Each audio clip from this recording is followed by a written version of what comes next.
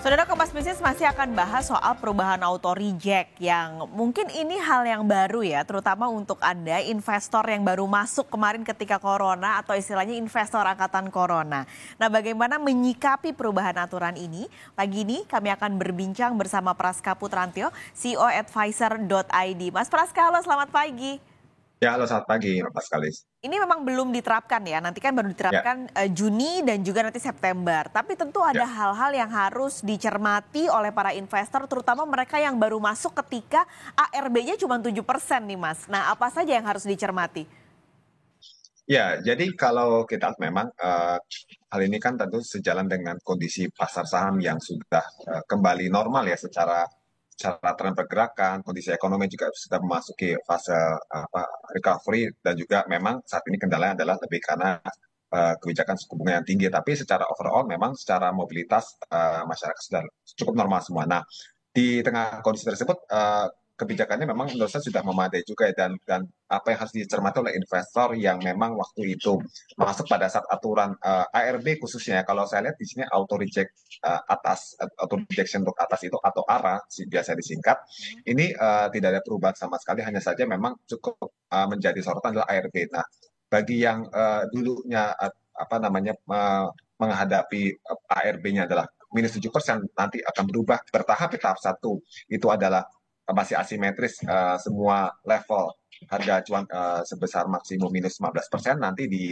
tahap 2 di bulan September nanti itu baru simetris ya. Jadi sampai -35%, -25 dan -20% sesuai dengan harga acuan masing-masing. Nah, ini apa yang harus dipersiapkan oleh investor? Tentu saja yang pertama adalah menurut saya tentu kesiapan psikologi pasar. Jadi investor pemula khususnya yang kemarin terbiasa menghadapi ARB di level 7% harus mempelajari atau menyusun rencana trading investasi yang lebih matang dan juga menyusun manajemen cash flow yang lebih kuat ya. Kenapa? Karena tentu saja fluktuasi pasar yang saya lihat di sini dengan ARB dan ARA yang bisa dikatakan nanti menuju kepada simetris, itu fluktuasi tentu saja akan lebih besar. Yang kedua, tentu investor juga harus memiliki pengetahuan yang lebih dalam lagi tentang suatu saham sehingga tidak terpengaruh oleh fluktuasi jangka pendek atau mungkin masih terjadi dalam satu hari tersebut. Dan yang ketiga, menurut saya tentu saja investor harus kembali mengecek ya bagaimana profil risiko dia ya terkait dengan tujuan dia bermain saham, apakah memang untuk trading, one day trading, atau memang untuk value investing yang lebih panjang lagi jangka waktunya. Kira-kira seperti itu.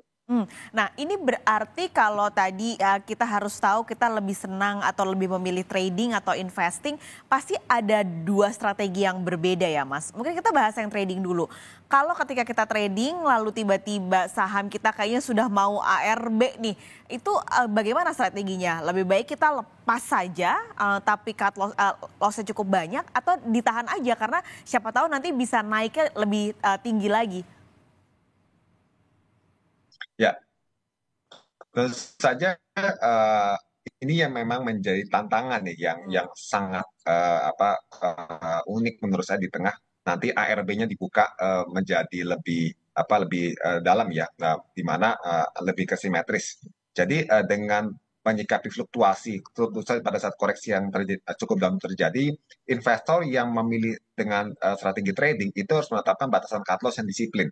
Menurut saya seperti itu. Apakah memang bisa dilakukan cut loss itu di dalam hari perdagangan atau menunggu sampai hari perdagangan usai, dan tentu saja masing-masing tentu memiliki konsekuensi risiko masing-masing. Dan tadi yang saya kaitkan dengan sebelumnya adalah tentu saja investor harus sebelum memutuskan berapa cut loss yang harus ditetapkan serta kapan harus dilakukannya, itu harus kembali kepada rencana trading tadi yang dia sudah tentukan di awal serta manajemen cash flow-nya atau arus kas, karena pada saat dia nanti memutuskan untuk katakan tentu saja harus memilih alternatif investasi lain yang lebih menguntungkan atau bisa memiliki potensi yang lebih baik dibandingkan sudah dia cut loss seperti kira-kira. Jadi memang kembali kepada setting dari profil risiko serta rencana dia tuh seperti apa yang sudah ditetapkan di awal. Kalau yang untuk investing, apakah akan sama mekanisme dan strateginya? Menurut saya akan berbeda. Bagi yang apa namanya memilih value investing atau berbasis pada fundamental atau katakan 80% pemilihan investasi berbasis pada fundamental, fluktuasi ARB ARA ini atau ARB yang sangat ditakuti oleh investor menurut saya ini tidak menjadi masalah. Kenapa? Karena bagi value investor ya tentu saja koreksi dari suatu saham ini menjadi peluang yang sangat menarik.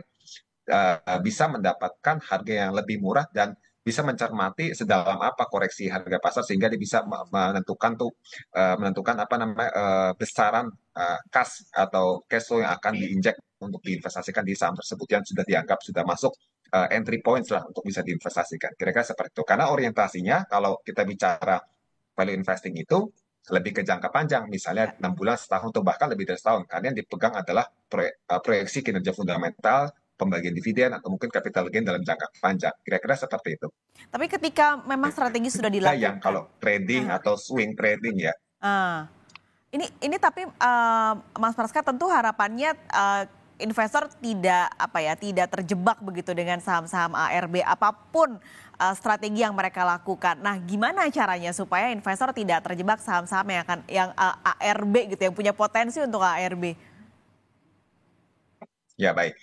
Ini memang menjadi tugas penting bagi investor ya. Yang pertama, investor itu dalam menghadapi nanti kondisi apa penyesuaian auto rejection yang berubah ya, baik di tahap pertama maupun tahap kedua, ini tentu saja investor sebenarnya memiliki waktu yang lebih banyak untuk mencermati strategi maupun isu-isu di pasar ya. Dan yang terpenting adalah selain itu, saya melihat kondisi market keseluruhan, itu investor harus mengenal saham yang mau dibeli itu kayak apa, kondisi Hmm. apa fundamentalnya, kemudian rencana bisnisnya, ya kan, kemudian pola-pola tren harga dan pola-pola perdagangan seperti apa, karakter sahamnya secara historikal seperti apa, sehingga apa namanya investor itu bisa katakan menentukan strategi yang tepat pada saat nanti terjadi fluktuasi pasar di tengah hari seperti itu dan sekaligus tidak terjebak pada saham-saham yang pada saat mengalami auto rejection itu auto rejectionnya cukup dalam sekali dan tentu saja kalau kita lihat dari pengalaman sebelum terjadinya COVID ya, ini kan sebenarnya sudah terjadi nih seperti ini yang simetris sebelum COVID. Nah, ini menurut saya tentu saja auto rejection yang cukup dalam tersebut terjadi dikarenakan memang ya ada isu-isu yang apa namanya berkaitan dengan fundamental dari perusahaan tersebut. Nah, dan memang biasanya isu-isu tersebut adalah hal-hal yang negatif dan ini yang harus dicermati oleh investor, dipelajari oleh investor apa-apa saja sih berita yang atau apa namanya isu-isu yang sangat mempengaruhi dari emiten tersebut sehingga investor tidak sampai salah pilih saham yang justru bisa apa namanya membawa ke auto reject bawah sampai kepada kerugian lebih besar. Dan tadi jangan lupa batasan cut loss itu disiplin harus Hmm. diterapkan seperti itu. Jadi itu yang penting, jangan lupa disiplin cut loss, tapi juga tetap melihat bagaimana fundamentalnya dan sentimen-sentimen yang mempengaruhi saham-saham tersebut. Mas Praska, terima kasih sudah berbagi tips pagi ini di Kompas Bisnis. Sehat selalu Mas Praska. Terima kasih.